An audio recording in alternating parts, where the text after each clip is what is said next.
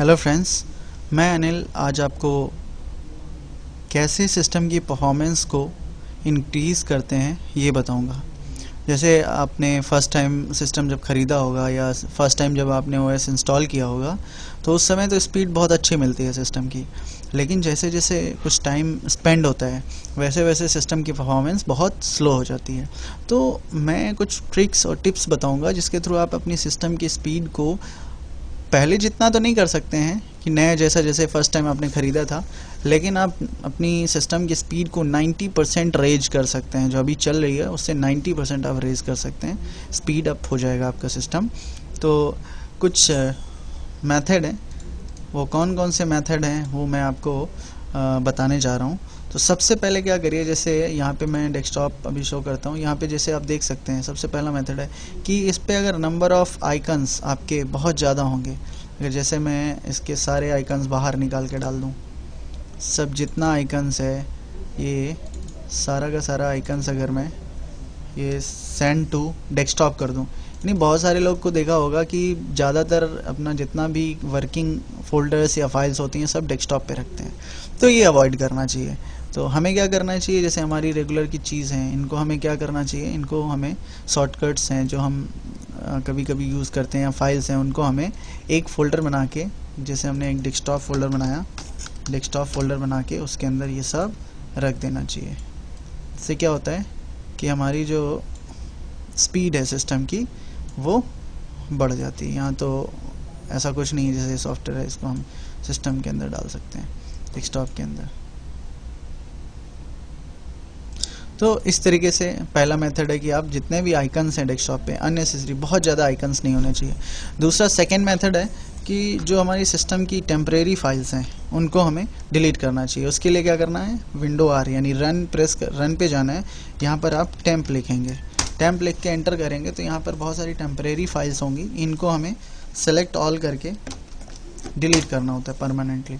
ये जब डिलीट कर देंगे तो सिस्टम की स्पीड थोड़ी बढ़ेगी। तो दूसरा ये मेथड हुआ। तीसरा मेथड है आप डिस्क क्लीनअप चलाएंगे। डिस्क क्लीनअप के लिए आपको क्या करना होता है, आप रन पे जाइए, यहाँ टाइप करिए डिस्क, तो ये फर्स्ट ऑप्शन आ जाएगा डिस्क क्लीनअप। इसको ओपन करेंगे, यहाँ पर आप ओएस ड्राइव को ज़्यादातर क्लीन करना चाहिए क्योंकि सबसे ज़्यादा जो अननेसेसरी फाइल्स होती हैं वो सी ड्राइव में ही होती हैं। तो यहाँ पर आप विन सी देख रहे हैं आप, यहाँ पर सेलेक्ट है by default C drive, okay करेंगे तो ये क्या होगा कि ये सर्च करेगा अननेसेसरी फाइल्स को। अननेसेसरी फाइल सर्च होने के बाद ये दिखाएगा कि आपकी जो अननेसेसरी फाइल्स हैं उनको डिलीट करने के लिए ऑप्शन देगा, तो ये आप इसको डिलीट कर सकते हैं। तो आप देख सकते हैं यहाँ पर ये आ गया है। आप इसको क्या कर सकते हैं, जितना देख रहे हैं सब सेलेक्ट कर लीजिए, जितनी फाइल्स हैं डिलीट करने के लिए सबको सेलेक्ट करके आप देख सकते हैं यहाँ total amount disk space you gain 1.68 GB। C drive का अननेसेसरी 1.68 GB कंज्यूम हो रहा था, इसको डिलीट कर देना है।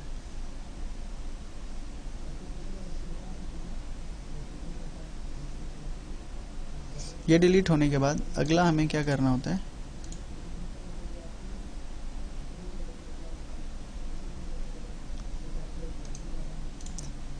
नेक्स्ट हम सिस्टम में जो सिस्टम का जो ड्राइव है उसको क्या कर सकते हैं कि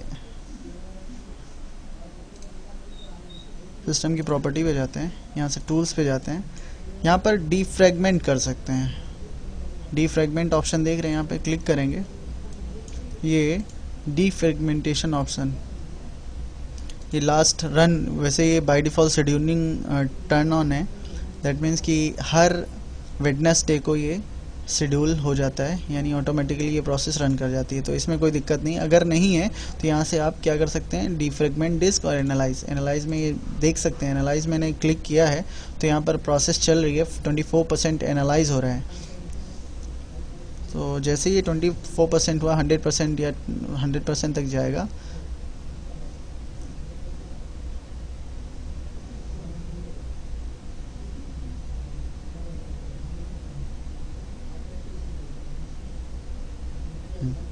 यहाँ 0% दिखा रहा है फ्रेगमेंटेड।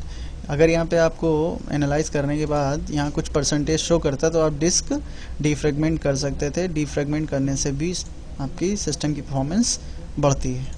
तो ये तीसरा मेथड है। फोर्थ आप क्या कर सकते हैं, राइट क्लिक करेंगे डेस्कटॉप पे, पर्सनलाइज पे जाएंगे, यहाँ पर डेस्कटॉप बैकग्राउंड, अगर डेस्कटॉप बैकग्राउंड आपका बहुत हैवी, दैट मीन्स कि अगर आपने कभी क्या कहते हैं वॉलपेपर 3D वॉलपेपर सेट कर रखा है तो आप उसको नॉर्मल विंडोज़ के उस पर सेट कर सकते हैं, नॉर्मल विंडोज़ का डेस्कटॉप सेट कर सकते हैं यहाँ से। देन ये फोर्थ ऑप्शन था।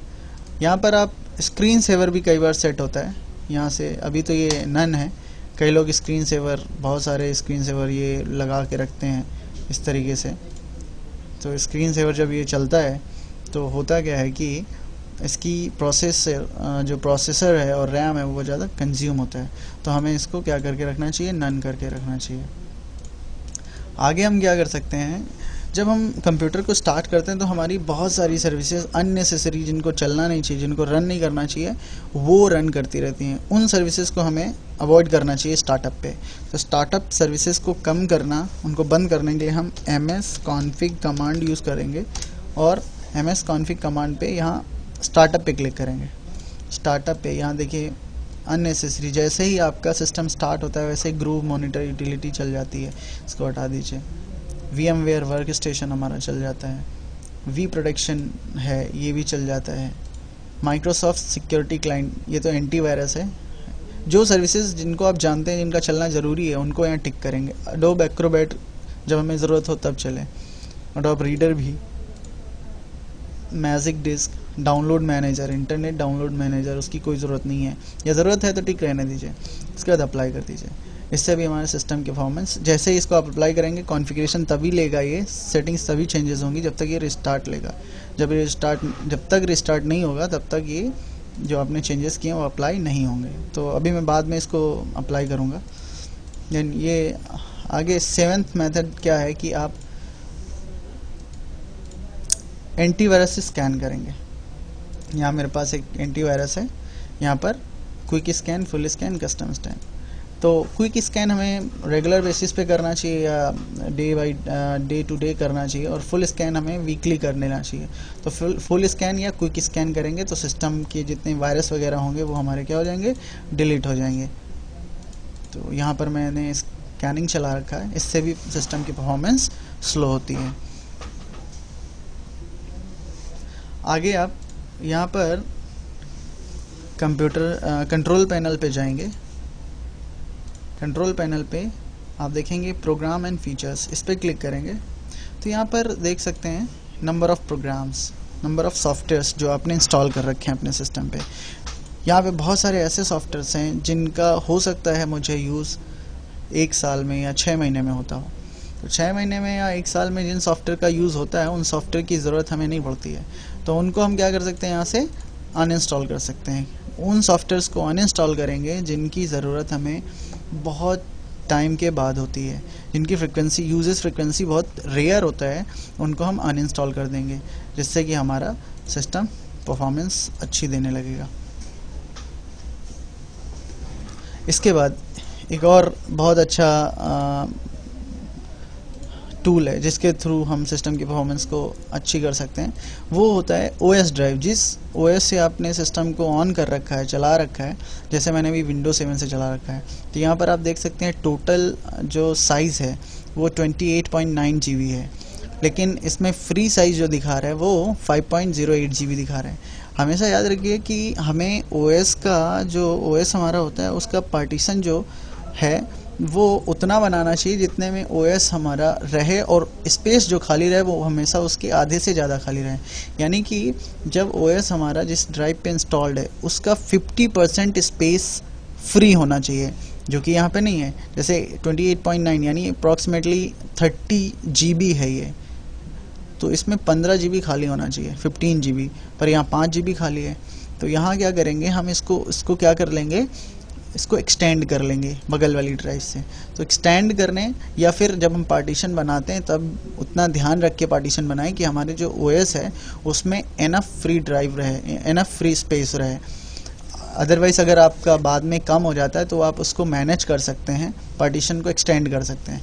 ये पार्टीशन यहाँ पर तो एक्सटेंड नहीं हो सकता, वो इस वजह से नहीं हो सकता क्योंकि इसके यहाँ पे बगल में एक और ड्राइव बनी है, तो थर्ड पार्टी सॉफ्टवेयर के थ्रू आप इसको एक्सटेंड कर सकते हैं। उसको कैसे मैनेज करते हैं पार्टीशन, ये मैं आपको नेक्स्ट सेशन में पार्टीशन मैनेजर में बताऊँगा, नेक्स्ट सेशन में।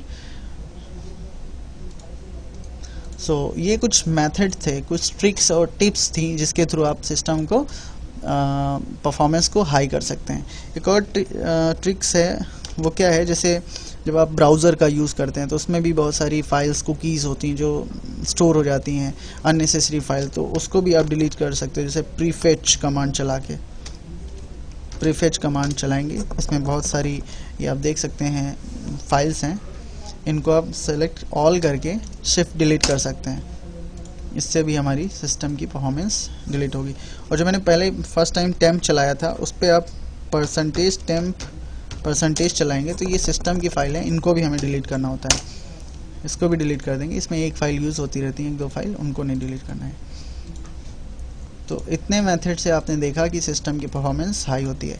ये आप करके देखिए, आपको नो डाउट रिजल्ट बहुत अच्छा मिलेगा।